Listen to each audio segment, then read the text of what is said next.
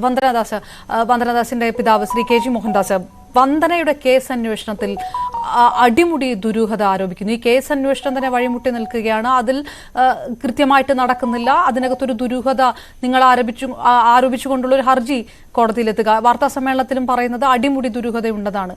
എന്തുകൊണ്ടാണ് അങ്ങനെ ഒരു ദുരൂഹത സംസ്ഥാന സർക്കാരിന്റെ പോലീസിനെതിരെ പോലും ആ രീതിയിലുള്ള ആരോപണങ്ങൾ ഉന്നയിക്കുന്നത് എന്തുകൊണ്ടാണ്?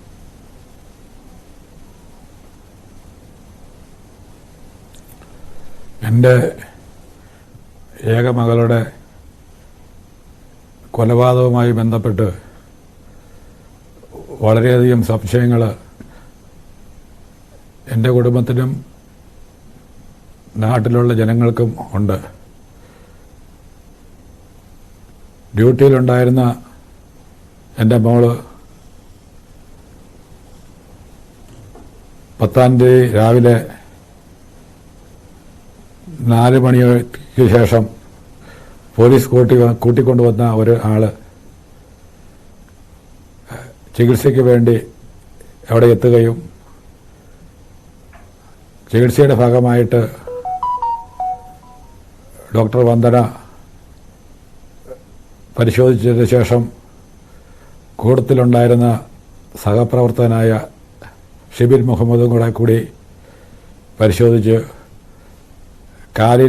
ഒരു കാലിൽ മുറിവും ഒരു കാലിൽ പൊട്ടലുമുള്ളതായിട്ട് മനസ്സിലാക്കിയതിൻ്റെ അടിസ്ഥാനത്തിൽ മുറിവ് ട്രീറ്റ് ചെയ്യുന്നതിന് വേണ്ടി നഴ്സിംഗ് സ്റ്റാഫിനെ വിളിച്ച് ചുമതലപ്പെടുത്തുന്നു. അതിനുശേഷം എക്സ്റേ എടുക്കുന്നതിന് വേണ്ടി കുറിപ്പെഴുതി വന്ന കൃത്യം ചെയ്ത വ്യക്തിയുടെ കൂടുതലുണ്ടായിരുന്ന ഏൽപ്പിക്കുന്നു. അതിനുശേഷം ഡ്യൂട്ടിയുടെ ഭാഗമായിട്ട് doctor Vandana Das ഡ്യൂട്ടിയിലുണ്ടായിരുന്ന medical officer doctor പൗർണമിയുടെ മുറിയിൽ ചെന്ന് വിവരം അറിയിക്കുന്നു. ഇങ്ങനെയൊരു പേഷ്യൻ്റ് വന്നിട്ടുണ്ട് എന്ന് പറയുന്നു. അതിനുശേഷം ഡോക്ടർ പൗർണമിയും ഡോക്ടർ വന്ദനയും കൂടി നമുക്ക് അന്വേഷിക്കാമെന്ന് തിരിച്ചു വരുമ്പോഴാണ് അവിടെ ബഹളമുണ്ടാകുന്നതെന്നും ഡോക്ടർ പൗർണമി ഉടനെ തന്നെ തിരിച്ച് ആ മുറിയിലേക്ക് ഓടി അകത്ത് കയറി റൂം ലോക്ക് ചെയ്ത് ഇരുന്നു. ഇതൊന്നും അറിയാതിരുന്ന മോള് ചുറ്റും ഓടി നടന്ന് ഈ ഡോക്ടർ പൗർണമിയുടെ മുറി ഉൾപ്പെടെയുള്ള കുട്ടിയെ വിളിച്ചിട്ടും ആരും തുറന്നില്ല. അപ്പോൾ ഈ കൃത്യം നടത്തിയ ആദ്യം സെക്യൂരിറ്റിക്കാരനെ ഉപദ്രവിച്ചു. തൊട്ടടുത്ത് തന്നെ സെക്യൂരിറ്റി ജീവനക്കാരൻ്റെ അലക്സ് കുട്ടി, അദ്ദേഹത്തിൻ്റെ അടുത്ത് തന്നെ ഒരു 5-6 മീറ്റർ അടുത്ത് മാത്രം 3-4 പോലീസുകാരും ഉണ്ടായിരുന്നു. അവരാരും ഒന്നും ചെയ്തില്ല. അപ്പം അത് കഴിഞ്ഞാണ് എൻ്റെ മകളായ ഡോക്ടർ വന്ദനദാസിനെ ഇങ്ങനെ കാണുന്നത്. ഇങ്ങനെ കുത്തി പരിക്കേൽപ്പിക്കുന്നു. ഈ കുത്ത് കൊണ്ടതിന് ശേഷം എല്ലാ മുറികളിലും അടച്ചിട്ടതിൻ്റെ അടിസ്ഥാനത്തിൽ അവരെല്ലാ മുറികളുടെ വാതിൽക്കൽ ചെന്ന് ഡോക്ടർ വന്ദനദാസ് മുട്ടി വിളിക്കുന്ന ആരും തുറന്നില്ല. പോലീസുകാർ എല്ലാവരും ഇതിൽ ഭയചകിതരായി പുറത്തേക്ക് ഓടിപ്പോയി തൊട്ടടുത്ത് തന്നെ ഷട്ടർ പുറത്തു വന്ന് അടയ്ക്കുന്നു, പൂട്ടിയിടുന്നു. ഡോക്ടർ വന്ദനദാസ് ഒറ്റയ്ക്കായിപ്പോയി. പ്രാണവേദന കൊണ്ട് അലറി വിളിച്ചിട്ട് പോലും കൂടുതലുണ്ടായിരുന്ന ഡോക്ടർമാരോ ഓഫീസ് സ്റ്റാഫോ പോലീസുകാരോ ആരും തന്നെ മുറികൾ തുറക്കുകയോ സഹായത്തിന് എത്തുകയോ ചെയ്തില്ല. ഇതാണ് ഉണ്ടായത്. പ്രാഥമികമായിട്ട് കാര്യങ്ങൾ ഇതാണ് ഉണ്ടായത്. ഇതുമായിട്ട് ബന്ധപ്പെട്ട് പോലീസിന്റെ ഭാഗത്തു നിന്ന് കുറ്റകരമായ അനാസ്ഥ ഉണ്ടായതായിട്ട് നമുക്ക് മനസ്സിലാകുന്നു. ശ്രീ കെ ജി മോഹൻദാസ്, ഞാൻ ഇടയിലൊന്ന് ചോദിച്ചുകൊള്ളട്ടെ. ഇതിനകത്ത് പോലീസിനും, ഞാൻ പറയുന്നത് കേൾക്കുന്നുണ്ടെന്ന് കരുതുന്നു, പോലീസിനും ഇതിനകത്ത് പരിക്കേറ്റിരുന്നു. താങ്കൾ തന്നെ പറയുന്നുണ്ട് ഭയപ്പെട്ട് പോലീസ് ഓടിപ്പോവുകയാണ് ചെയ്തത് എന്ന് താങ്കൾ തന്നെ പറയുന്നു. ആ രീതിയിലുള്ള ദൃക്സാക്ഷി മൊഴികളൊക്കെയാണ് കിട്ടുകയും ചെയ്തിരിക്കുന്നത്. പോലീസിനും ഇതിനകത്ത് വീഴ്ച പറ്റിയിട്ടുണ്ട് എന്നുള്ളത് ഒരു ഘട്ടം വരെ അത് സമ്മതിച്ച കാര്യം തന്നെയാണ്. പക്ഷെ പോലീസുകാർക്കും ഇതിനകത്ത് ഗുരുതരമായി പരിക്ക് ഏറ്റിരുന്നല്ലോ. അപ്പോഴും പോലീസ് കേസിൽ പ്രതിയാകേണ്ടത് തന്നെയാണ് എന്ന് കരുതുന്നുണ്ട് അല്ലേ? ഇല്ല, പോലീസുകാർക്ക് നിസ്സാര പരിക്കുകളെ ഉണ്ടായിട്ടുള്ളൂ.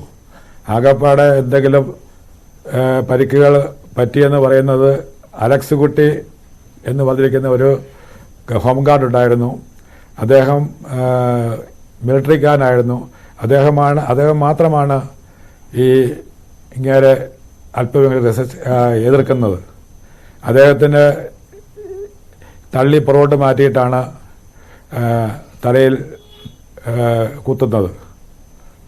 അതിനുശേഷം ഇതെല്ലാം കഴിഞ്ഞതിന് ശേഷമാണ് പോലീസുകാർ പുറത്തേക്ക് പോകുന്നത്, തിരിച്ചു വരുന്നത്. അവർക്കൊക്കെ നിസ്സാര പരിക്കുകളേ ഉള്ളൂ, നിസ്സാര പരിക്കുകൾ. അത് എവിഡൻസി തെളിഞ്ഞിട്ടുള്ളതാണ്. പോലീസിൻ്റെ റിപ്പോർട്ടിൽ പറഞ്ഞിട്ടുണ്ട് നിസ്സാര പരിക്കുകളേ ഉള്ളൂ. അപ്പം അങ്ങനെ സ്വത്തിനും ജീവൻ സംരക്ഷണം നൽകേണ്ട പോലീസ് ഉദ്യോഗസ്ഥർ ജോലി ചെയ്തിരുന്ന എൻ്റെ മകളുടെ കൊലപാതകത്തിന് അവർ സാക്ഷികളാണ്, അവർ പ്രതികളാണ്. IMA പലതവണ ആരോഗ്യ മേഖലയിൽ ഡോക്ടർമാർക്കെതിരെ ആക്രമണങ്ങൾ നടക്കുന്നു. അത് വലിയ രീതിയിലുള്ള പ്രതിഷേധ സമരമൊക്കെ ചെയ്ത് അതിന് നേതൃത്വം കൊടുത്ത സംഘടന കൂടിയാണ് IMA. IMAക്ക് ഇതിനകത്ത് വലിയ രീതിയിൽ പങ്കുണ്ട് എന്ന് നിങ്ങൾ ആരോപിക്കുകയും കൂടി ചെയ്തിരുന്നല്ലോ. അതെന്തുകൊണ്ടായിരിക്കും? അതുകൂടെ നമുക്കൊന്ന് ക്ലിയർ ചെയ്ത് പോകാമല്ലോ.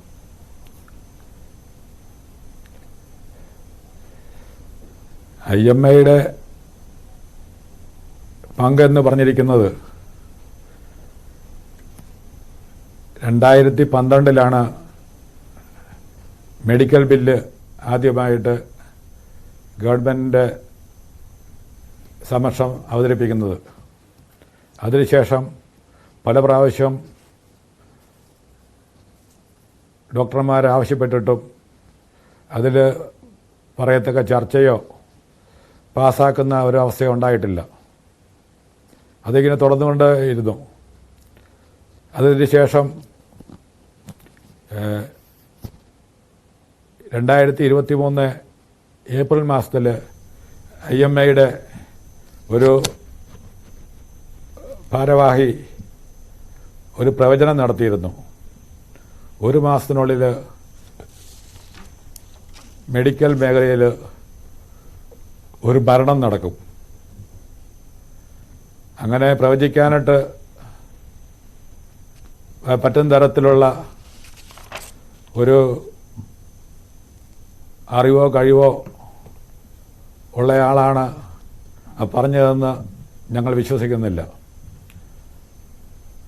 അതിനുശേഷം ഈ പറഞ്ഞേക്കുന്ന രീതിയിലുള്ള ഡോക്ടർ വന്ദനദാസിൻ്റെ കൊലപാതകം സംഭവം നടന്നത് മെയ് മാസം 2023 മെയ് മാസം 10-ാം തീയതി. അതിൻ്റെ അടിസ്ഥാനത്തിൽ അങ്ങനെ ഒരു ഇൻസിഡൻറ്റ് ആരോഗ്യ മേഖലയിലുണ്ടായപ്പോൾ ഗവൺമെൻറ്റിൻ്റെ ഭാഗത്തു നിന്ന്, അതുപോലെ ആരോഗ്യ മേഖലയുടെ ഭാഗത്തു നിന്നും ഡോക്ടർമാരുടെ ഭാഗത്തു നിന്നും സമ്മർദ്ദമുണ്ടായപ്പോൾ അടുത്ത ഒരാഴ്ച കഴിഞ്ഞപ്പോൾ അതായത് 2010 മെയ് മാസം 10 ബുധനാഴ്ചയാണ് ഡോക്ടർ വന്ദനയ്ക്ക് ഈ സംഭവം ഉണ്ടായത്. അതിനുശേഷം അടുത്ത ബുധനാഴ്ച 17-ാം തീയതി മെയ് 17-ാം തീയതി ക്യാബിനറ്റ് മെഡിക്കൽ ബിൽ പാസ്സാക്കുന്നു.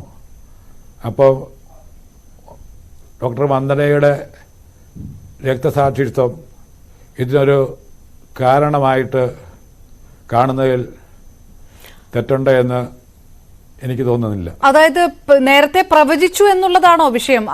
അങ്ങനെ മുൻകൂട്ടി പറഞ്ഞു, അതൊരു ജനറലൈസ് ആയിട്ടുള്ള ഒരു ഫേസ്ബുക്ക് പോസ്റ്റ് ആയിരുന്നു എന്നാണ് മനസ്സിലാക്കുന്നത്. അങ്ങനെ പറഞ്ഞു, ഇത് മുൻകൂട്ടി കണ്ട് പറഞ്ഞു, അതുകൂടിയാണോ ആ രീതിയിൽ IMA പ്രതിക്കൂട്ടിൽ നിർത്തുന്നതിന് കാരണം?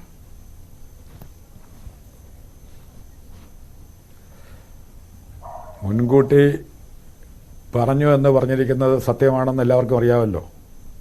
നമ്മളൊക്കെ യൂട്യൂബിലും ഒക്കെ നമ്മൾ കണ്ടതാണല്ലോ. അപ്പോൾ അതിനുശേഷം ഉണ്ടായിട്ടുള്ള ഇൻഷുറൻസ് അതിന് ഒരാഴ്ച കഴിഞ്ഞപ്പോൾ തന്നെ ഗവൺമെൻറ് ബില്ല് പാസ്സാക്കി. അപ്പോൾ തന്നെ മാധ്യമങ്ങളിലൊക്കെ വന്നായിരുന്നു ഈ രക്തസാക്ഷിത്വം കാരണം ഇങ്ങനെ ബില്ല് പാസ്സാക്കുന്ന ഒരു അവസരം ഉണ്ടായി എന്ന് അറിഞ്ഞു.